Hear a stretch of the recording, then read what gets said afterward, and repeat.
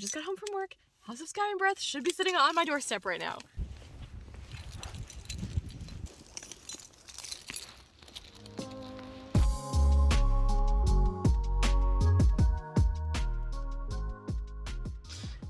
Okay, just got home. Package was sitting on my doorstep, doesn't look damaged. I did, however, order shoes as well, like boots. So, I am hoping that they didn't beat up the book. Oh my goodness. I don't love the way they pack that. Holy shit, this is a chonker. Oh my god. Ah, here's the book. Oh my goodness. She is beautiful and she is thick. I don't know. The first book was deceptively, like, it looked small, but it was actually quite large. It was like 800 pages. So I wonder if they did the same, and this is like gonna be like 1,000 pages. This is 804 pages, and it looks way fatter than the first one, but the first one is also around 800 pages, so I think they just used thicker pages this time around. But this is a really beautiful book. I've been admiring this on social media for the last few weeks. Honestly, since it was announced. The deep, deep blue and gold just looks so pretty. Oh my gosh. I'm very excited to delve into this. I'm pretty much dropping everything else to read this right now, so hopefully it won't take me too long.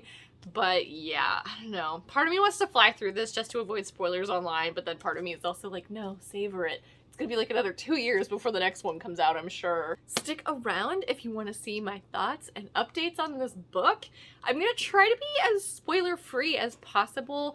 There will be obviously spoilers for the first book, so if you haven't read that and you do want to at some point and you want to avoid spoilers for that, I would return to this video later, but I will be doing my best not to spoil the new book. So Crescent City, House of Earth and Blood is fair game, but House of Sky and Breath, I'm just gonna be giving like my reactions to it, and maybe at the end I'll have more like spoilery thoughts. But where this book just came out, I don't want to spoil it for anybody, so I'm so excited.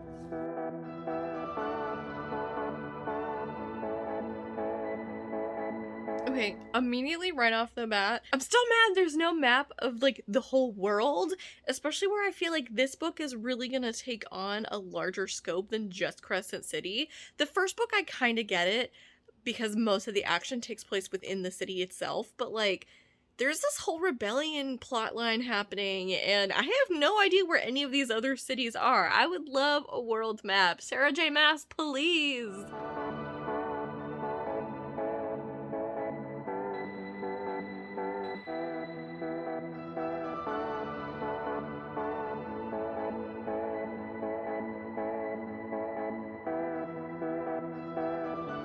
Okay, it is the next day. I was able to get to like chapter 14, I think. It's been a lot easier to jump like straight into this one, whereas I feel like the first book took a long time for me to feel like really hooked because the world building was kind of slow and messy in my opinion. And that's like what kept the first book from being a 5-star for me. It was a lot of fun and it had a great payoff, but I had a really hard time getting into it initially. So now that that's all taken care of, the second book has been really easy to just like jump right in. We're kind of bouncing around point of views a little bit, and we're getting a little bit more than just Bryce and Hunt, which I like because you get kind of different angles as to what's happening. So I'm enjoying this a lot so far. I'm very intrigued to see like where it's gonna go. We're getting like hints of where the plot is headed, but we're just kind of catching up with all the characters at the moment. No like crazy updates otherwise, but I'm sure I'll have more to say later. Again, I'm just sort of getting into it. It's an 800-page novel and I'm on page like 140 something, so just barely scratched the surface, really. I just got to chapter 17. I'm about 194 pages in, so we're getting there. The plot is revealing itself. There have already been a couple like twists and turns in classic SJM fashion. I know a large chunk of the discussion surrounding this book before it was published was, you know, wondering whether or not Hunt was going to be like endgame with Bryce. And I have so much fun like with the shipping theories, because like currently I like Hunt. He's definitely kind of like got a bit of that possessiveness going on, but it's nothing we haven't seen from like other Sarah J. Maas heroes in the past. So like I have a hard time seeing it as like a red flag against him. And also, like, so far at least, there aren't really any strong contenders to take over as the love interest for Bryce, in my opinion. I know people have theorized Adis kind of becoming a bit more involved and potentially a love interest. And while I'm intrigued, they definitely have an interesting relationship. I'm having a hard time picturing it like turning romantic at the moment. Then we have Therian, who is definitely a hottie, and he's definitely a flirt, but like not getting any serious vibes from him either. So I don't know. And there is a new person introduced in this book, sort of set up as a foil to Hunt, but like not in a way that I'm actually like thinking it's gonna work out in. It'd be fun to see. I know some people complain that like it would be a bit of a pattern for Sarah J. Maas to like have yet another male hero introduced first and like not wind up as the final love interest. But I do think it's kind of fun, and it's fun to not know if it's going to be final, because I think so many times with fantasy romance, you have your hero and your heroine, and they're gonna fall in love, it's gonna be happily ever after.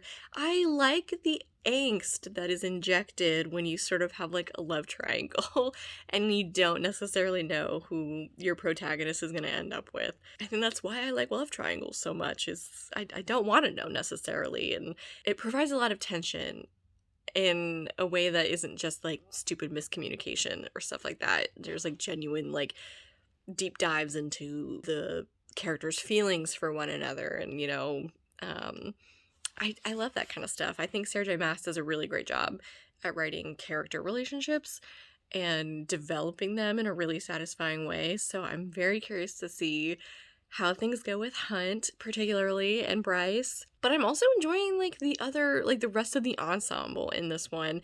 I think in something like A Court of Thorns and Roses, like that whole series, you have Reese's inner circle, and so you have sort of an ensemble, but like Feyre is very much the main character.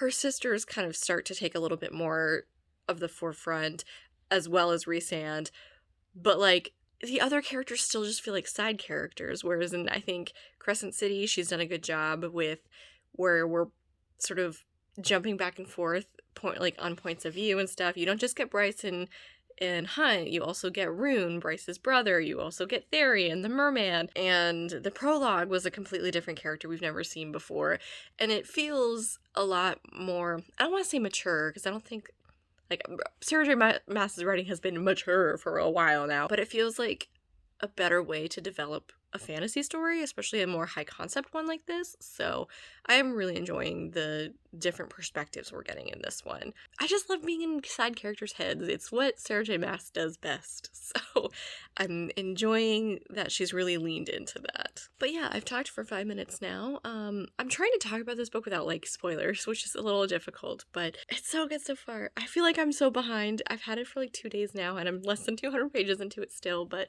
a girl's gotta work. I should have taken the day off to read it, but oh well. Hello! It is Thursday, and I just finished part 1. Just got to part 2, The Abyss. I have tomorrow off, and also Monday, so I have a nice long 4-day weekend to hopefully kind of marathon the rest of this book. I can't say too much, because I don't want to spoil anything, but I might be shipping a fish and a wolf. If you know, you know. I'm sort of struggling with feeling like I'm falling behind, even though, like, I'm not racing anyone. It's just where this was such an anticipated release, I feel like everyone is reading it right now, and, like, I'm scared to check my Goodreads or even my Instagram or TikTok, because I don't want to be spoiled, so I'm like, try to hurry up and finish this book, but I also want to enjoy the ride, you know?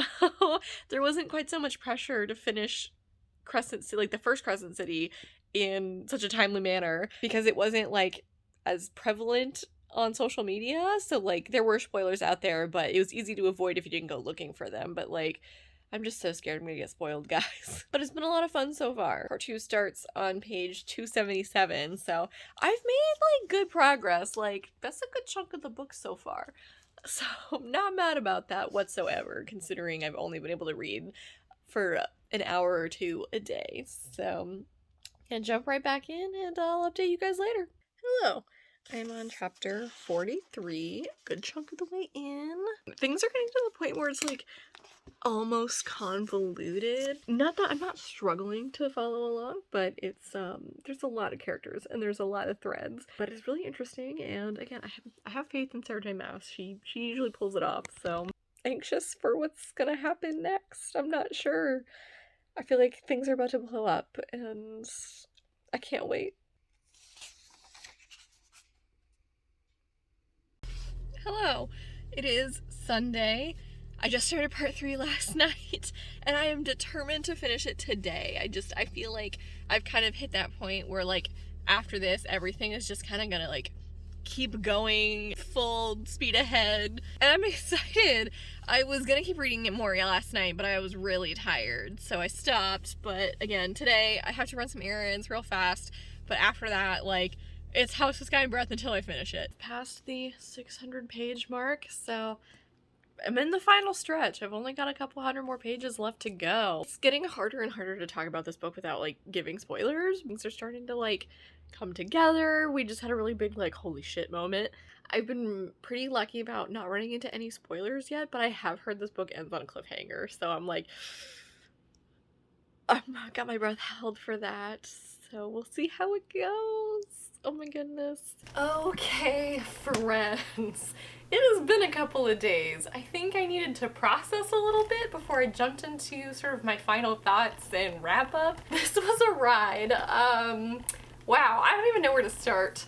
I'm gonna try to go into like some non-spoilery kind of general thoughts first, and then at the end of the video I'll have more spoilery thoughts, and I'll have it say like spoiler up here or something so you know when to click away. But yeah, overall, I quite liked this. Getting right to the chase, I do think I liked the first installment of this series a smidge better. I think, like, I've said in the past that the last 200 pages of House of Earth and Blood had me in a chokehold, had me in a death grip. I could not put it down. I laughed, I cried, I had, like, goosebumps. So I think the emotional payoff of the first book, like, from the setup to the ending, was done better. But that's not to say that House of Sky and Breath was bad. It had things that it set up throughout that did have payoff, and then also things that are obvious sort of building blocks for the next book. There were quite a few more POVs in this one than the first one had. We followed Rune, Bryce's brother. We follow Therian, the Mer man. They just call him a Mer in the book, I guess, so I'll go with that. Ethan, the wolf shifter. So I like sort of the expanded scope that this book had and the different angles it took, because obviously all these characters kind of know different things about what's going on, and so you get to follow them all. This book expands on the rebellion subplot that the first book kind of set up, and we get a little bit more insight into that, and I thought that was handled in a really interesting way. You could feel Hunt's sort of reluctance to join in on another rebellion given what he had already been through, and he doesn't want his friends to go through that, and so I think that was a really interesting sort of point of tension for him. Ugh, skirting around spoilers, sorry. So yeah, I thought the character work was really good in this, but the plot felt a little lacking to me. It feels sort of second book syndrome-y, like it's setting up the next one a little bit more. I will say, like the first book, the last few hundred pages of this one I could not put down. I didn't have the same sense of like foreboding danger that the first book had, but there were some really interesting things happening, and I think a lot of people who spent a lot of time theorizing things are going to be really satisfied, and I'll leave that at that. And I think that's kind of as far as I can go without going into too many spoilers, so if you want to jump out before I get into spoilery details, now would be the time to do it. I did give this book a 4-star rating like I did the first one. I think they both had strengths and weaknesses, or different strengths and weaknesses, and the first book was probably closer to a 4.5 for me, but this book was definitely like solidly a 4. I do like the first one better, but this was a very solid installment, and it's made me really excited to see where the series goes. So 4 stars. So final warning before I jump into spoilers: leave now if you don't want to be spoiled. Okay, are they gone? Good. All right. that ending, oh my god. I'm gonna jump into some other stuff, but I think like that's the elephant in the room. That's the thing that's gonna be sticking with everybody after they've read it is, holy crap, Prithian! Again, I think it's funny, I've seen this sort of like conspiracy theory that Sarah J Maas was setting up like a multiverse, and it was so interesting to see that actually kind of play out, and I shouldn't have been as surprised because the first book definitely sets up like these gates as portals to other worlds, and we're explicitly told in the first book that hell is a planet, not like our sort of conception of hell as being like this underworld place for demons. It's like its own separate world that the Asteri tried to conquer, and hell just wants to help out Lunathion fight against the Asteri. Oh my god. I'm sorry, I'm kind of like spinning in circles here. I'm rambling. Whew. So yeah, I feel like I shouldn't have been as shocked, but I can't believe Sarah J Maas actually did that. And I think the way she did it was so fun, where like Bryce thinks she's on the world of hell when she goes through the gate, and like she meets someone with bat wings. And if you've read Sarah J Maas, if you've read ACOTAR, which I have, that wasn't necessarily my first thought that this was like, hey, it's Azriel. I was like, okay, she's in hell, someone with bat wings, that makes sense. But then as she starts to like run into the rest of the Prithian crew, the inner circle, and she's like describing these characters even though she doesn't understand their language, it's like slowly dawning on you as the reader of like what's happening, and just like the confused state that Bryce was in really made that reveal super awesome. I don't think it was like a shock, that last line, the hi, I'm Rhysand, because like by that point you know, but like it was still done well. Overall, like while I liked the reveal of that, I'm not sure how I feel about that going forward. Like, is ACOTAR gonna be required reading for Crescent City, or is she just gonna spend a little time there before moving on to Hell? Like, I'm very curious. I think it's a really interesting sort of way to weave in Prithian as sort of the homeland of the Fae, the Starborn Fae especially. People have pointed out Rune's similarities to Rhysand's powers in the past. But yeah, I'm hoping that it doesn't sort of overshadow the main plot of Crescent City. You know, I started this book series with my friend Stephanie, who has not read ACOTAR. And while I don't think she's going to continue on with the series, I'm sure plenty of people have picked this series up having not read ACOTAR, and like that is not going to land as well for them. And if it continues to weave in that story really strongly, I just don't know how I feel about it. But we'll see. I gotta trust the process, I guess. Other thoughts. Hunt! I am so sad the last we see of him, he's getting haloed again after spending this whole book sort of enjoying his freedom. Seeing him get captured and enslaved again, and he's gonna be in the dungeons, I'm assuming, was so heartbreaking. My boy Rune was a huge part of this book. I was really excited to see that. He was one of the characters I was most curious about in the first book, and seeing him have more point of view chapters in this one was really exciting, especially where he's set up as like a spy for the rebel cause because of his mind linking powers, his mind speaking powers. I thought that was really cool, and I loved the subplot of him being like Agent Knight talking to Agent Daybright and trying to figure out who Agent Day was so fun. I was convinced it was the new governor, Celestina. Just the hints that SJM kind of laid about like her being in the House of Sky and Breath and her having this partner that she hates but is forced to be with. I was like, it's Celestina, it's Celestina. And then the reveal that Celestina and Hypaxia were lovers, I did not see that coming. And Hypaxia was sort of the secondary person that I was considering for Agent Daybright. I was like, oh, that'd be a cute way for them, like they're betrothed but not in love, but this would be a cute way for them to fall in love without knowing it's the other. It was the Hind? What? Oh, it was a lot. It was a lot. Oh god. And that was like such a great dynamic. I loved their conversations. I was really invested in them. I thought it was a really fun way to do a romance where they didn't really know who the other was for a good chunk of the book. What else did I like? I liked Cormac, the prince, the other sort of Fae prince that was introduced. I thought he was delightfully creepy at first. Did not trust him as far as I could throw him, but it was like fun. It was fun to see sort of this wrench thrown in Bryce and Hunt's romance where Cormac basically walks up into them and is like, we're gonna get married. I do think like that was a little bit of wasted potential for Cormac though. Like as soon as I really started to trust him, he sort of yeeted himself out of the game. So I don't know how to feel about that. Tharian, I was really interested in getting more insight in, but I did have this sort of overwhelming, like, where is this going kind of feeling as I was reading his chapters. I kept expecting him to bring something like really huge into the story, and while his chapters were interesting, I definitely didn't dislike them. I was kind of confused as to why we were getting insight into his character a little bit more. I was shipping him and Ethan. I don't know why. Like, they just had a couple moments and I was like, is this groundwork? Is this groundwork?